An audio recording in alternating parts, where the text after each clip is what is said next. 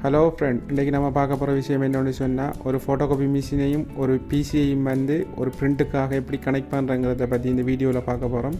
வீடியோவை கடைசி வரைக்கும் பாருங்கள்.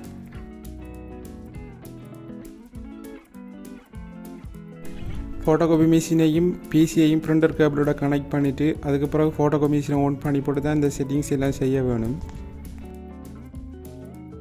இந்த வீடியோவில் 3 தரம் செய்யப்பட்டிருக்கு இந்த செட்டிங்ஸ். ஆனால் நீங்கள் ஒரு தரம் செஞ்சாலே போதும்.